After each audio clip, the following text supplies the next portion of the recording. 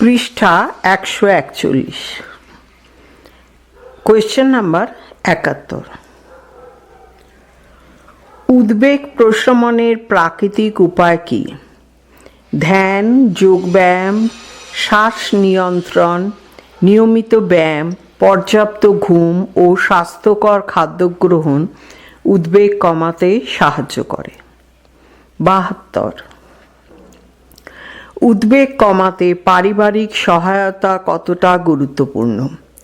পরিবারের সঙ্গে বোঝাপড়া, সহযোগিতা ও ইতিবাচক পরিবেশ একজন উদ্বিগ্ন ব্যক্তিকে মানসিকভাবে স্থিতিশীল করতে সাহায্য করে। 73। উদ্বেগজনিত সমস্যা কিভাবে শিক্ষাক্ষেত্রে প্রভাব ফেলে? উদ্বেগ শিক্ষার্থীদের মনোযোগ কমায়, আত্মবিশ্বাস নষ্ট করে ও পরীক্ষার খারাপ ফলাফলের কারণ হতে পারে। 74। উদ্বেগ ও হতাশার মধ্যে পার্থক্য কী? ভবিষ্যৎ নিয়ে অস্থিরতা ও আতঙ্ক থেকে উদ্বেগ হয়, আর হতাশা হলো অতীতের ব্যর্থতা বা দুঃখজনক অভিজ্ঞতা থেকে অদ্ভুত এক ধরনের নেতিবাচক মানসিক অবস্থা। 75। উদ্বেগের চিকিৎসা পদ্ধতি কী কী?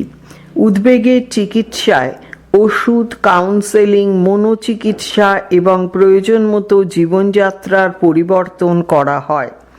76। স্ট্রেস কাকে বলে? স্ট্রেস হলো মানসিক বা শারীরিক চাপ যা কোনো পরিস্থিতির চাহিদা বা পরিবর্তনের প্রতি শরীর ও মনের প্রতিক্রিয়া। এটি দীর্ঘস্থায়ী হলে মানসিক ও শারীরিক ক্ষতির কারণ হতে পারে। 77। স্ট্রেসের প্রধান লক্ষণগুলি কী? স্ট্রেসের লক্ষণের মধ্যে আছে উত্তেজনা, উদ্বিগ্নতা, ঘুমের সমস্যা, ক্ষুধাহীনতা, মনোযোগের অভাব এবং অল্পেতেই রেগে যাওয়া। 78। স্ট্রেসের কারণ কী হতে পারে? পারিবারিক সমস্যা, আর্থিক চাপ, কাজের অতিরিক্ত চাপ, পরীক্ষার টেনশন, সম্পর্কের সমস্যা প্রভৃতি স্ট্রেসের কারণ।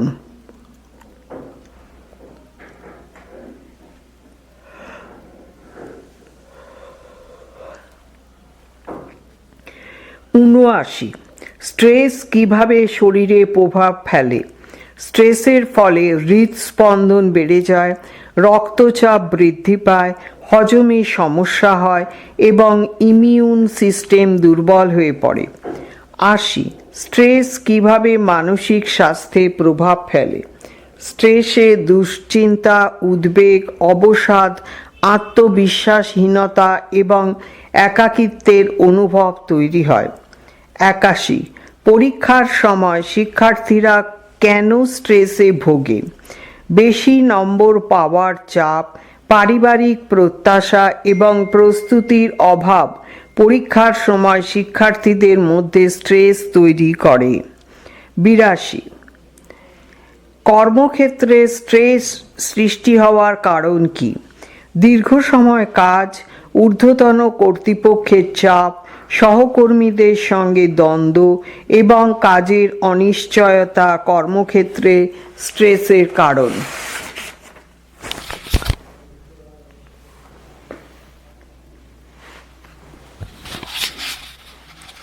পৃষ্ঠা 142। 83। স্ট্রেসের প্রভাবে সম্পর্ক কিভাবে ক্ষতিগ্রস্ত হয়? স্ট্রেসে ব্যক্তি মেজাজ হারায়, রেগে যায় এবং অপরকে বুঝতে ব্যর্থ হয়, ফলে সম্পর্কের মধ্যে দূরত্ব সৃষ্টি হয়। 84। স্ট্রেস কমানোর ঘরোয়া উপায় কী কী? ধ্যান, গভীর শ্বাস প্রশ্বাস, পর্যাপ্ত ঘুম, ব্যায়াম, গান শোনা ও প্রিয় কাজ করা স্ট্রেস কমাতে সাহায্য করে। 85। স্ট্রেসজনিত মানসিক ব্যাধি কি কি হতে পারে? স্ট্রেস থেকে উদ্বেগজনিত ব্যাধি, অবসাদ, ঘুমজনিত সমস্যা ও প্যানিক অ্যাটাক হতে পারে। স্ট্রেস ও উদ্বেগের মধ্যে পার্থক্য কী? স্ট্রেস হলো বাহ্যিক চাপের প্রতিক্রিয়া, আর উদ্বেগ হলো আভ্যন্তরীণ মানসিক অস্থিরতা ও ভবিষ্যতের ভয়। 87। কিশোর কিশোরীদের মধ্যে স্ট্রেস কিভাবে প্রকাশ পায়? একাকিত্ব, খিটখিটে মেজাজ, মুডের পরিবর্তন, পড়াশোনায় অমনোযোগিতা ইত্যাদির মাধ্যমে কিশোর কিশোরীদের মধ্যে স্ট্রেস প্রকাশ পায়। 88, স্ট্রেসে আক্রান্ত ব্যক্তির কী ধরনের সাহায্য প্রয়োজন?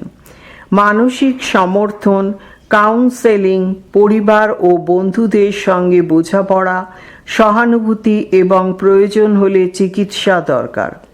89, স্ট্রেস কিভাবে দৈনন্দিন জীবনযাত্রা ব্যাহত করে? স্ট্রেসে মানুষ সিদ্ধান্ত নিতে অক্ষম হয়, কাজের প্রতি অনীহা আসে এবং জীবন আনন্দহীন হয়ে পড়ে। 90, স্ট্রেস প্রতিরোধে স্বাস্থ্যকর জীবনযাত্রা কতটা কার্যকর? স্বাস্থ্যকর জীবনযাত্রা যেমন নিয়মিত ঘুম, সুষম খাদ্য, ব্যায়াম ও সময়মতো বিশ্রাম স্ট্রেস প্রতিরোধে বিশেষভাবে কার্যকর। 91, বিষণ্ণতা বা ডিপ্রেশন কাকে বলে?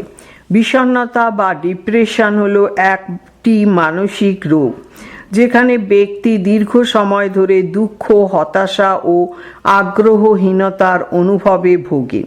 এটি দৈনন্দিন জীবনকে ব্যাপকভাবে প্রভাবিত করে। 92, বিষণ্ণতা বা ডিপ্রেশনের প্রধান লক্ষণগুলি কী? বিষণ্ণতার লক্ষণগুলির মধ্যে রয়েছে মন খারাপ থাকা, আগ্রহ হারানো, আত্মগ্লানি, ক্লান্তি, ঘুমের সমস্যা ও আত্মহত্যার চিন্তা।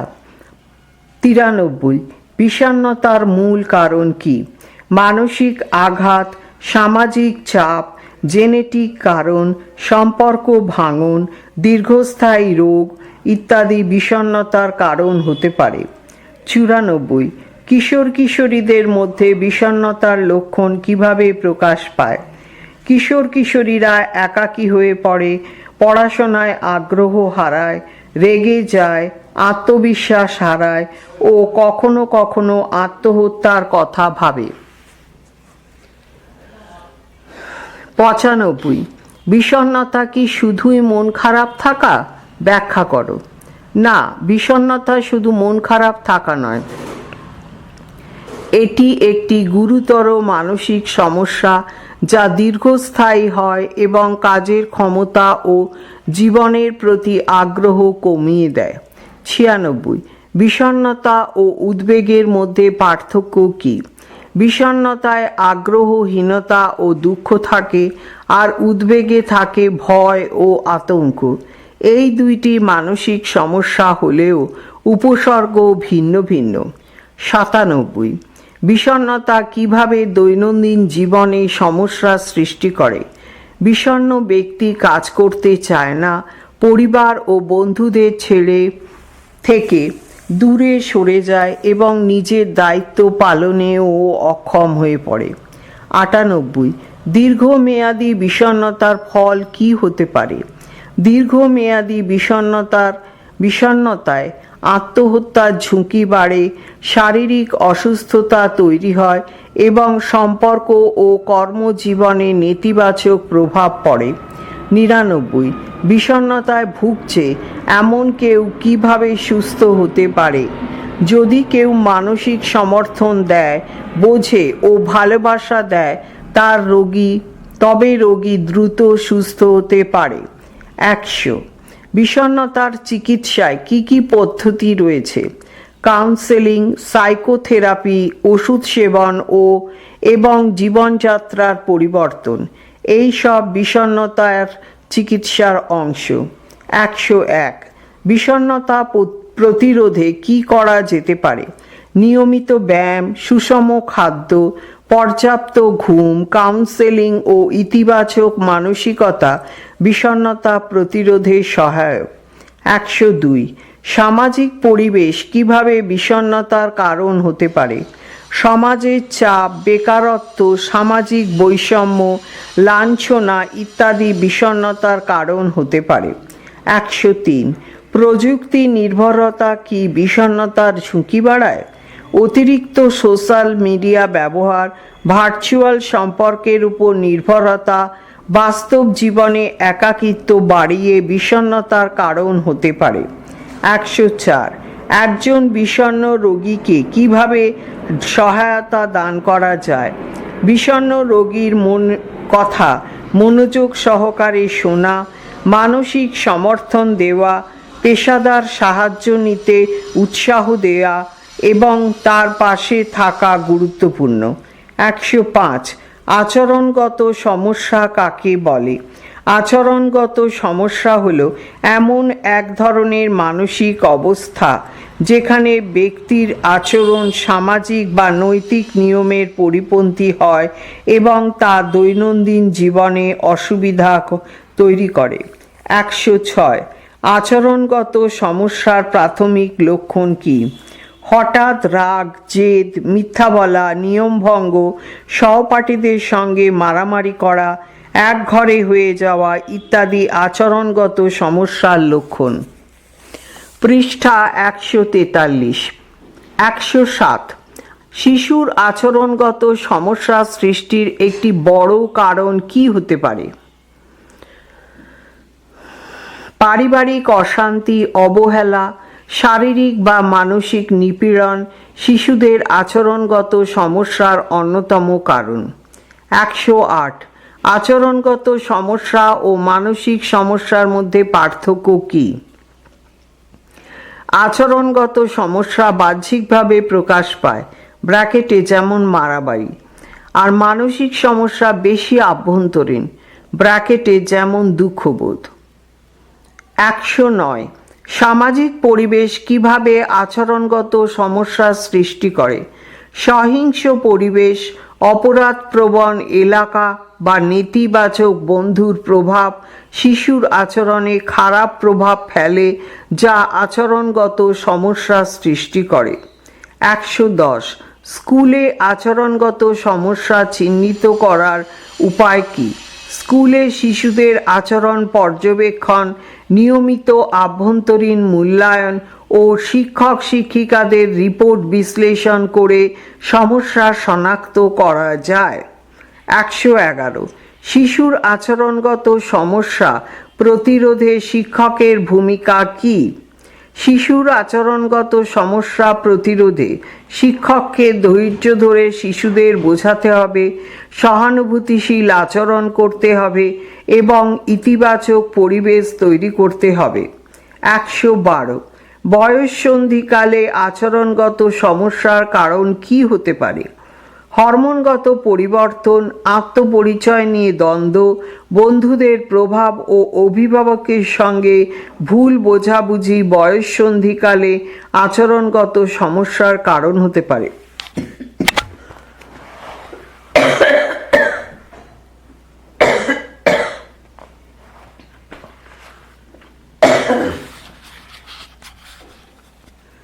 113 আচরণগত সমস্যায় আক্রান্ত শিশুদের কিভাবে সাহায্য করা যায়? আচরণগত সমস্যায় আক্রান্ত শিশুদের কাউন্সেলিং, পরিবার ও স্কুলের সহায়তা, সুনির্দিষ্ট নিয়মকানুন ও ভালোবাসা দিয়ে তাদের পাশে থাকা জরুরি। 114 বারবার মিথ্যা কথা বলা কি আচরণগত সমস্যা? হ্যাঁ, বারবার মিথ্যে কথা বলা আচরণগত সমস্যা হতে পারে। এটি আত্মরক্ষা, দায়িত্ব এড়ানো বা মনোযোগ আকর্ষণের একটি উপায় হতে পারে। 115 শারীরিক শাস্তি কি আচরণগত সমস্যা বৃদ্ধি করতে পারে? হ্যাঁ, শারীরিক শাস্তি শিশুর ভেতরে ভয়, রাগ ও বিরূপ প্রতিক্রিয়া সৃষ্টি করে, যা আচরণগত সমস্যা বাড়াতে পারে। 116 ইন্টারনেটের প্রতি আসক্তি কিভাবে আচরণগত সমস্যা তৈরি করে? ইন্টারনেট আসক্তির ফলে শিশু বাস্তব জীবন থেকে বিচ্ছিন্ন হয়, নিয়ম মেনে চলতে চায় না, তাদের মধ্যে একাকিত্ব এবং রূঢ় আচরণ দেখা যায়। 117 আচরণগত সমস্যা কি শেখার প্রক্রিয়াকে প্রভাবিত করে? হ্যাঁ, আচরণগত সমস্যা মনোযোগ ও আগ্রহ হ্রাস করে এবং তা শিক্ষার গতি কমিয়ে দেয়। 118 কোন কোন পদ্ধতিতে আচরণগত সমস্যা নির্ণয় করা যায়? পর্যবেক্ষণ, সাক্ষাৎকার, চেকলিস্ট, মানসিক মূল্যায়ন ইত্যাদি পদ্ধতিতে আচরণগত সমস্যা নির্ণয় করা যায়। 119 আচরণগত সমস্যায় জেনেটিক প্রভাব কতটা গুরুত্বপূর্ণ। কিছু আচরণগত সমস্যা পারিবারিকভাবে উত্তরাধিকার সূত্রে আসতে পারে, তবে পরিবেশের প্রভাবও গুরুত্বপূর্ণ। 120 ADHD কি আচরণগত সমস্যা? হ্যাঁ, ADHD attention deficit hyper activity disorder হলো একটি আচরণগত সমস্যা যেখানে শিশুর মনোযোগ কম এবং অতিরিক্ত চলাফেরা লক্ষ্য করা যায়। 121 আচরণগত সমস্যাযুক্ত শিশু এবং সহপাঠীদের মধ্যে সম্পর্ক কেমন হয়?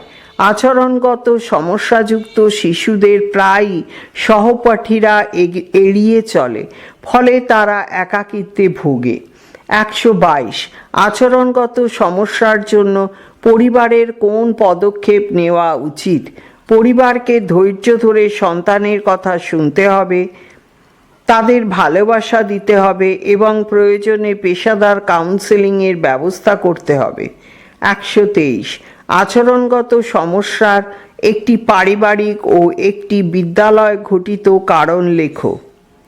বাবা মায়ের মধ্যে প্রায় ঝগড়াঝাটি আচরণগত সমস্যার অন্যতম পারিবারিক কারণ। বিদ্যালয়ে থাকাকালীন স্বাধীনভাবে কাজ করার কোনো সুযোগ না পাওয়া আচরণগত সমস্যার একটি বিদ্যালয় ঘটিত কারণ। 124 শিক্ষককৃত একটি আচরণ উল্লেখ করো যা শিক্ষার্থীর মধ্যে আচরণগত সমস্যার কারণ হতে পারে। আক্রমণধর্মিতা কি শ্রেণীকক্ষে দলগত কাজে অসুবিধার কারণ হতে পারে? শিক্ষকের আকর্ষণহীন একঘেয়ে শিক্ষণ পদ্ধতি শিক্ষার্থীর মধ্যে আচরণগত সমস্যার কারণ হতে পারে। আক্রমণধর্মিতা শ্রেণীকক্ষে দলগত কাজে অসুবিধার কারণ হতে পারে। 125 আক্রমণধর্মিতার একটি জন্মগত কারণ লেখো। আক্রমণধর্মিতার বিদ্যালয় ভিত্তিক কারণ উল্লেখ করো। আক্রমণধর্মিতার একটি জন্মগত কারণ হল attention deficit hyper activity disorder. শিক্ষকের অবহেলা, পক্ষপাত, দুষ্টতা এবং জাতপাত তুলে কথা বলা ইত্যাদি হল আক্রমণধর্মিতার বিদ্যালয় ভিত্তিক কারণ।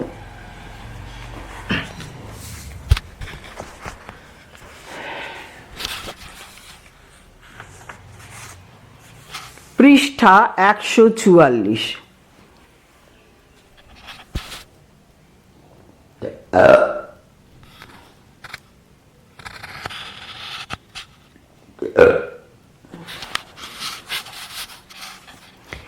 126 শ্রেণীকক্ষে নেতিবাচক আচরণের উদাহরণ দাও।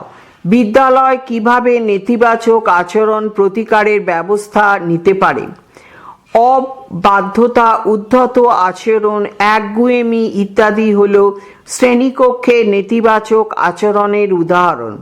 শিক্ষকের স্নেহ, ভালোবাসা, সহানুভূতি, সঙ্গদান এবং পরামর্শ দানের মাধ্যমে বিদ্যালয় নেতিবাচক আচরণ প্রতিকারের ব্যবস্থা নিতে পারে। 127 কোন ক্ষেত্রে স্কুল পালানো সমস্যামূলক আচরণের পর্যায়ে পড়ে? যখন শিক্ষক বা বিদ্যালয়ের অবাঞ্ছিত আচরণের ফলে শিক্ষার্থীরা একাধিকবার বিনা অনুমতিতে বিদ্যালয় ত্যাগ করে, তখন তা সমস্যামূলক আচরণের পর্যায়ে পড়ে। 128 সমস্যামূলক আচরণ হিসেবে স্কুল পালানো দুটি কারণ লেখো। সমস্যামূলক আচরণ হিসেবে স্কুল পালানো দুটি কারণ হলো পাঠদান পদ্ধতির ত্রুটি এবং শিক্ষকের নির্মম আচরণ। 129 মিথ্যা কথা বলার কারণ কি? মিথ্যা কথা বলার প্রধান কারণগুলি হল রোম্যান 1 বাস্তব জীবনের ইচ্ছা পূরণ করা, রোম্যান 2 স্বাভাবিকভাবে আত্মস্বীকৃতি চাহিদা পূরণ না হওয়া, রোমান 3, মা বাবা ও শিক্ষকদের অবহেলার দরুন অন্যের মনোযোগ আকর্ষণের চেষ্টা করা। রোমান 4, হীনমন্যতা। 130, চুরি করা কি? অতি শৈশবে শিশুর মধ্যে যখন স্বত্বাধিকার বোধ জন্মায়নি, তখন যদি সে অন্যের বস্তু গ্রহণ করে, তাকে আমরা অপহরণ বা চুরি করা বলি না। কিন্তু কিশোরদের ক্ষেত্রে প্রাক অনুমতি ছাড়া কোনো বস্তু গ্রহণ করাকে চুরি করা বা অপহরণ বলে। 131, প্রতারণামূলক আচরণের প্রতিকারের দুটি উপায় লেখো। প্রতারণামূলক আচরণ প্রথম থেকেই দূর করা প্রয়োজন, অন্যথায় শিখনের ক্ষেত্রে যেমন ক্ষতি হয়, তেমনি ব্যক্তির সমাজ জীবনেও নানা সমস্যা দেখা দেওয়ার সম্ভাবনা থাকে। এই ধরনের আচরণের প্রতিকারমূলক ব্যবস্থা নিচে উল্লেখ করা হলো। রোমান 1, শিক্ষার্থীর সামর্থ্য অনুযায়ী প্রত্যাশা। শিক্ষক এবং বাবা মা শিশুর সামর্থ্য অনুযায়ী শিক্ষাক্ষেত্রে পারদর্শিতা প্রত্যাশা করবেন। রোমান 2, নৈতিক বিকাশ। বিদ্যালয় বিভিন্ন পাঠ্যক্রমিক এবং সহপাঠক্রমিক কাজ শিক্ষার্থীর নৈতিকতা ও মূল্যবোধের বিকাশে সাহায্য করবে। 132, সুস্থতা বলতে কি বোঝো? সুস্থতা হলো একটি অবস্থা যেখানে একজন ব্যক্তি তার নিজস্ব সক্ষমতা উপলব্ধি করতে পারে, জীবনের স্বাভাবিক চাপ মোকাবিলা করতে সক্ষম হয়, ফলপ্রসূভাবে কাজ করতে পারে এবং তার সম্প্রদায়ের কল্যাণে অবদান রাখতে পারে। 133, মনস্তাত্ত্বিক সুস্থতা বলতে কি বোঝো? মনস্তাত্ত্বিক সুস্থতা বলতে বোঝায় ব্যক্তি তার আবেগ, চিন্তা ও আচরণ নিয়ন্ত্রণে রাখতে সক্ষম এবং জীবনের বিভিন্ন দিকের সঙ্গে মানিয়ে নিতে পারার ক্ষমতা অর্জন করেছে। এটি শুধু মানসিক রোগের অনুপস্থিতি নয়, বরং ইতিবাচক মানসিক বিকাশ, আত্ম উন্নয়ন ও সামাজিক সম্পর্কের সুষম সমন্বয়। 134, শারীরিক সুস্থতা বলতে কি বোঝো?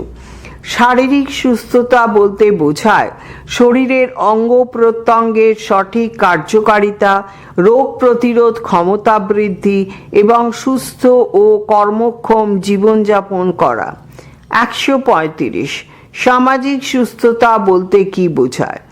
সামাজিক সুস্থতা বলতে বোঝায় ব্যক্তি যখন পরিবার, বন্ধুবান্ধব ও সমাজের সঙ্গে ইতিবাচক সম্পর্ক বজায় রাখতে পারে এবং পারস্পরিক সহমর্মিতা ও সহযোগিতার মাধ্যমে সংযোগ স্থাপন করে। 136, সুস্থতার প্রধান 4টি উপাদান কি? সুস্থতার প্রধান 4টি উপাদান হল রোমান 1, শারীরিক সুস্থতা, রোমান 2, মানসিক সুস্থতা, রোমান 3, সামাজিক সুস্থতা এবং রোমান 4, আবেগীয় সুস্থতা। 137, WHO এর মতে সুস্থতা কি? WHO তথা বিশ্ব স্বাস্থ্য সংস্থার মতে সুস্থতা হলো একটি অবস্থা যেখানে ব্যক্তি তার নিজস্ব সক্ষমতা উপলব্ধি করতে পারে, জীবনের স্বাভাবিক চাপ মোকাবিলা করতে সক্ষম হয়, ফলপ্রসূভাবে কাজ করতে পারে এবং তার সম্প্রদায়ের কল্যাণে অবদান রাখতে পারে। 138, মনস্তাত্ত্বিক সুস্থতা বৃদ্ধির উপায় কি? মনস্তাত্ত্বিক সুস্থতা বৃদ্ধির উপায় হল রোমান 1, সর্বদা ইতিবাচক মনোভাব ও চিন্তা বজায় রাখা, রোমান 2, মানসিক চাপ কমাতে ধ্যান ও মেডিটেশনে অংশ নেওয়া, রোমান 3, নিয়মিত ব্যায়াম করা, রোমান 4, পরিবার, বন্ধু এবং সমাজের সঙ্গে সুস্থ সম্পর্ক বজায় রাখা এবং রোমান 5, সঠিকভাবে 7 থেকে 8 ঘন্টা ঘুমানো। 139, মনস্তাত্ত্বিক সুস্থতার 2টি গুরুত্ব উল্লেখ করো। মনস্তাত্ত্বিক সুস্থতার 2টি গুরুত্ব হল রোমান 1, মানসিক স্থিতিশীলতা। মানসিক স্থিতিশীলতা থাকলে ব্যক্তি আবেগ নিয়ন্ত্রণে রাখতে পারে। রোমান 2, ইতিবাচক সম্পর্ক। মনস্তাত্ত্বিকভাবে সুস্থ ব্যক্তি পরিবার ও সমাজের সঙ্গে ইতিবাচক সম্পর্ক বজায় রাখতে পারে। 140, মনস্তাত্ত্বিক সুস্থতার মূল উপাদানগুলি কি? মনস্তাত্ত্বিক সুস্থতার মূল উপাদান হল রোমান 1, আত্মগ্রহণযোগ্যতা, রোমান 2, ইতিবাচক সম্পর্ক, রোমান 3, স্বায়ত্তশাসন, রোমান 4, জীবনের উদ্দেশ্য, রোমান 5, ব্যক্তিগত বিকাশ এবং রোমান 6, পরিবেশগত নিয়ন্ত্রণ। পৃষ্ঠা 145। Question number 141। কারল রিফ এর মতে মনস্তাত্ত্বিক সুস্থতা কি? কারল রিফের মতে মনস্তাত্ত্বিক সুস্থতা হলো ব্যক্তির আত্মগ্রহণযোগ্যতা, ইতিবাচক সম্পর্ক, স্বায়ত্তশাসন, পরিবেশগত নিয়ন্ত্রণ, জীবনের উদ্দেশ্য এবং ব্যক্তিগত বিকাশের সমন্বিত অবস্থা। 142, মার্টিন সেলিগম্যান এর মতে মনস্তাত্ত্বিক সুস্থতা কি? মার্টিন সেলিগম্যানের মতে মনস্তাত্ত্বিক সুস্থতা হলো ব্যক্তি যখন ইতিবাচক আবেগ, সম্পৃক্ততা এবং অর্থপূর্ণ জীবনের অর্জনের মাধ্যমে তার জীবনে পরিপূর্ণতা অনুভব করে। 143, আবেগীয় সুস্থতা বলতে কি বোঝায়? আবেগীয় সুস্থতা বলতে বোঝায় ব্যক্তি তার আবেগ নিয়ন্ত্রণ করতে পারে, ইতিবাচক মনোভাব বজায় রাখে এবং মানসিক চাপ মোকাবিলা করতে পারে। 144, মানসিক স্বাস্থ্য এবং মানসিক সুস্থতার মধ্যে পার্থক্য কি? মানসিক স্বাস্থ্য মানে মানসিক রোগমুক্ত থাকা, আর মানসিক সুস্থতা হলো ইতিবাচক চিন্তা, আবেগ নিয়ন্ত্রণ ও সামগ্রিক মানসিক স্থিতিশীলতা বজায় রাখা। 145, আত্মমূল্যবোধ সুস্থতার উপর কিভাবে প্রভাব ফেলে? আত্মমূল্যবোধ বেশি থাকলে ব্যক্তি নিজের প্রতি আস্থা রাখে, ইতিবাচক চিন্তা করে এবং মানসিকভাবে সুস্থ থাকে। 146, সামাজিক সুস্থতার জন্য প্রধান দুটি উপাদান কি?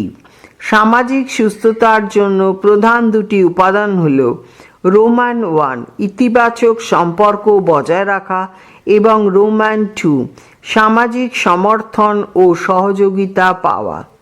147, মানসিক চাপ ও উদ্বেগ সুস্থতার উপর কি প্রভাব ফেলে? মানসিক চাপ ও উদ্বেগ ব্যক্তির মানসিক সুস্থতা ব্যাহত করে, অনিদ্রা, হতাশা ও একাগ্রতা হ্রাসের কারণ হতে পারে। 148, সুস্থতার ওপরে খাদ্যাভ্যাসের প্রভাব কি? সুষম খাদ্যাভ্যাস শারীরিক সুস্থতা বজায় রাখে, মানসিক স্থিতিশীলতা নিশ্চিত করে এবং রোগ প্রতিরোধ ক্ষমতা বৃদ্ধি করে। 149, শারীরিক ব্যায়াম কিভাবে সুস্থতার বজায় রাখতে সাহায্য করে? শারীরিক ব্যায়াম শরীরের রোগ প্রতিরোধ ক্ষমতা বৃদ্ধি করে, মানসিক চাপ কমায় এবং শরীরের সঠিক কার্যকারিতা নিশ্চিত করে। 150, সামাজিক সুস্থতার উন্নয়নে পারিবারিক ভূমিকা কি? পরিবার মানসিক সমর্থন ও ভালোবাসা দিয়ে ব্যক্তিকে সমাজের সংযুক্ত করে রাখে, যা তার সুস্থতা নিশ্চিত করে। 151, আত্মনিয়ন্ত্রণ ও সুস্থতার মধ্যে সম্পর্ক কি? আত্মনিয়ন্ত্রণের মাধ্যমে ব্যক্তি তার আবেগ ও আচরণ নিয়ন্ত্রণে রাখে, যা মানসিক স্থিতিশীলতা ও সুস্থতা বজায় রাখে। 152, মানসিক সুস্থতার জন্য আত্মবিশ্বাসের গুরুত্ব কি? আত্মবিশ্বাসের ফলে ব্যক্তি নিজের ক্ষমতার প্রতি আস্থা রাখে, জীবনের সমস্যা মোকাবিলা করে এবং ইতিবাচক মনোভাব বজায় রাখে। 153 সামাজিক বিচ্ছিন্নতা মানসিক সুস্থতার উপর কী প্রভাব ফেলে? সামাজিক বিচ্ছিন্নতা মানসিক বিচ্ছিন্নতার উপরে এবং আত্মবিশ্বাস হ্রাসের কারণ হতে পারে। 154 কাজের চাপ সুস্থতার উপর কিভাবে প্রভাব ফেলে? অতিরিক্ত কাজের চাপ মানসিক ক্লান্তি, উদ্বেগ এবং মানসিক ও শারীরিক অসুস্থতার কারণ হতে পারে। 155 মনস্তাত্ত্বিক সুস্থতার জন্য ধ্যান ও মেডিটেশনের ভূমিকা কী? ধ্যান ও মেডিটেশন মানসিক চাপ কমায়, আবেগ নিয়ন্ত্রণ করে এবং মানসিক স্থিতিশীলতা বজায় রাখে। 158 সুস্থতার ক্ষেত্রে ঘুমের ভূমিকা কী? পর্যাপ্ত ঘুম শারীরিক ও মানসিক সুস্থতা বজায় রাখে, স্মৃতিশক্তি ও মনোযোগ বৃদ্ধিতে সহায়তা করে। 157 আত্মবিশ্বাসী ব্যক্তির মানসিক সুস্থতা কেন ভালো হয়? আত্মবিশ্বাসী ব্যক্তি মানুষের যাবতীয় সমস্যা সহজে মোকাবিলা করে, ইতিবাচক চিন্তা করে এবং মানসিক স্থিতিশীলতা বজায় রাখে। 158 মানসিক সুস্থতা বৃদ্ধির জন্য কোন দুটি অভ্যাস গুরুত্বপূর্ণ? মানসিক সুস্থতা বৃদ্ধির জন্য রোম্যান 1 ইতিবাচক দিক চিন্তা করা এবং রোম্যান 2 চাপ নিয়ন্ত্রণে দক্ষতা অর্জন করা গুরুত্বপূর্ণ। 159 সামাজিক সুস্থতা বজায় রাখার জন্য কি করা উচিত? সামাজিক সুস্থতা বজায় রাখার জন্য পরিবার, বন্ধু এবং সমাজের সঙ্গে ইতিবাচক সম্পর্ক বজায় রাখা ও সহযোগিতামূলক মনোভাব গড়ে তোলা। 160 সুস্থতার উদ্যোগে যোগব্যায়ামের ভূমিকা কী? যোগব্যায়াম মানসিক চাপ কমায়, শারীরিক শক্তি বৃদ্ধি করে এবং মানসিক স্থিতিশীলতা বজায় রাখে। 161 মানসিক সুস্থতার জন্য আত্মজিজ্ঞাসার গুরুত্ব কী? মানসিক আত্মজিজ্ঞাসার মাধ্যমে ব্যক্তি তার আবেগ, আচরণ ও চিন্তা মূল্যায়ন করে, যা মানসিক সুস্থতা বজায় রাখতে সাহায্য করে। 162 আত্ম উন্নয়ন মানসিক সুস্থতাকে কিভাবে প্রভাবিত করে? আত্ম উন্নয়ন ব্যক্তির নিজের দক্ষতা ও জ্ঞান বুদ্ধি বৃদ্ধি করে, যা আত্মবিশ্বাস ও মানসিক স্থিতিশীলতা বজায় রাখে।